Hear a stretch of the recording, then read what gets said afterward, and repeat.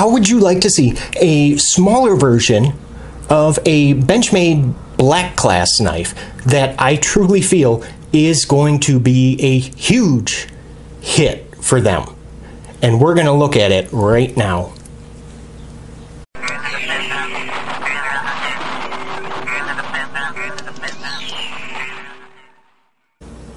Hey, I'm Jay, and if you use and collect pocket knives like I do, or maybe you're still searching for your ever-elusive grail knife, click on subscribe so I can help you find it. You should be looking at the specs right now, so probably go ahead and pause and read.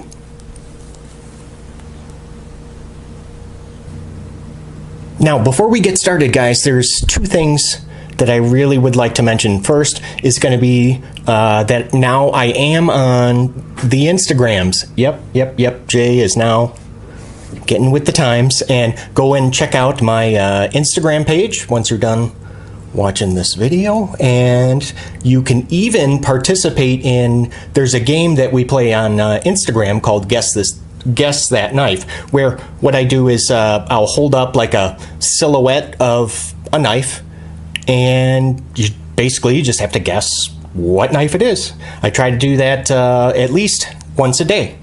And, oh, thank you guys. 500 subs. We hit 500 subs, 2 days ago. And that is because of you. So thank you so much. I really appreciate it. And here's to 500 more, right? Why don't we just go ahead and get the size comparisons out of the way. So, of course, the Kaiser Vanguard Dukes, and how about, let's do this one.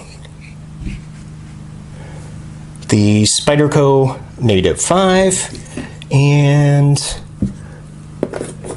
how about another Benchmade? Of course, ever so popular Bug Out, and how about a Kershaw? Let's do the Skyline, and ooh, how about this one? Just got this not too long ago, actually. The Buck Ranger 112. And one more. The Spyderco, of course, Paramilitary II.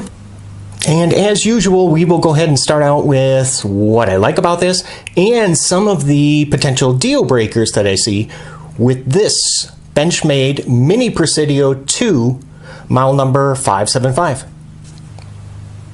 So, spoiler alert here, guys.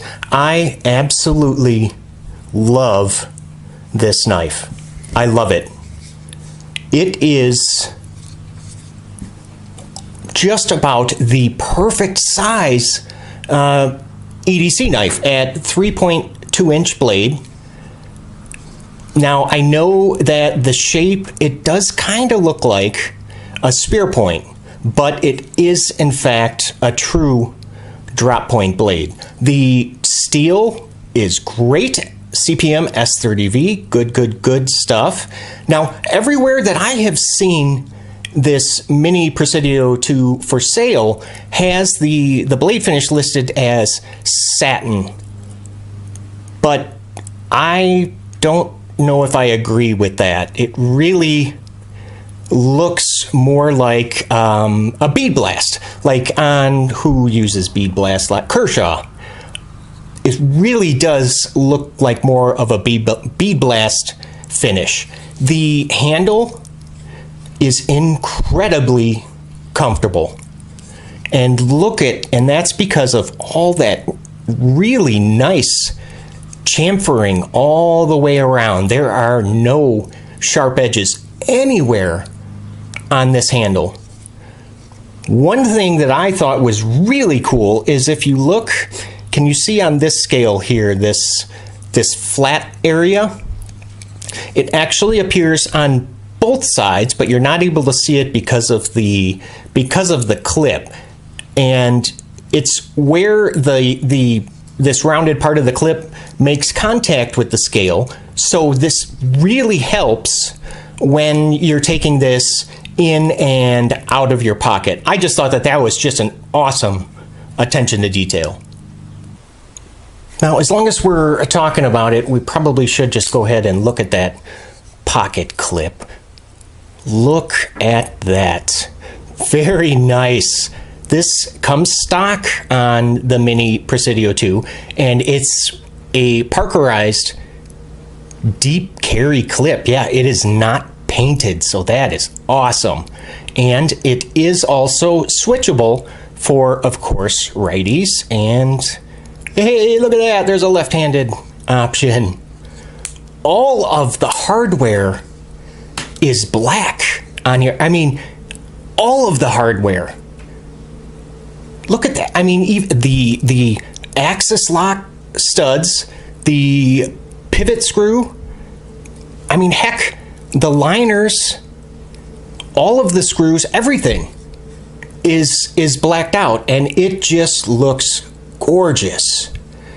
Of course, this does feature, you guys can see that there, an adjustable stop pin. Now, if we go ahead and look on the inside, I don't know if you guys can see this, but yes, both liners have been extensively, oh, there it is, extensively milled out.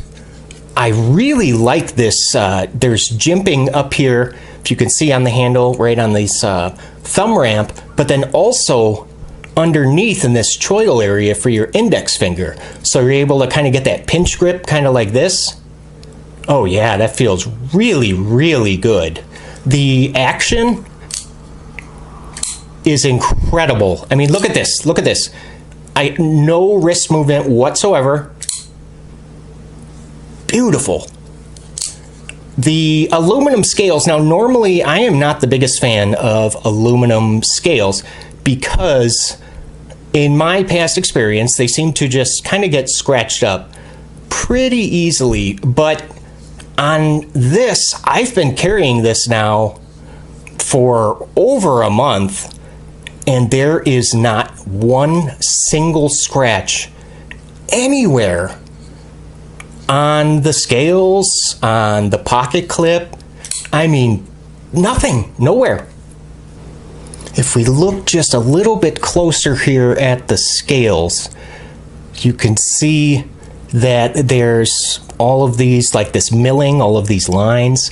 That really provides just some excellent traction. Also, the blade, the finish of the scales, it feels like that, like a black, like a powder coat kind of finish. So yeah, oh yeah, the grip and traction, no concerns there whatsoever.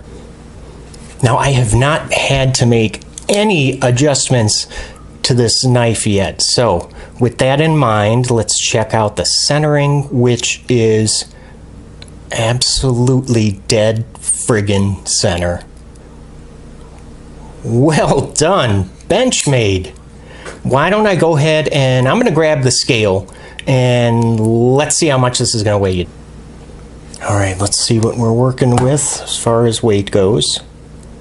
Ooh, 4 ounces exactly, which is going to be roughly the equivalent of 1, 2, 3, 4, 5. Looks like 5 AA batteries, or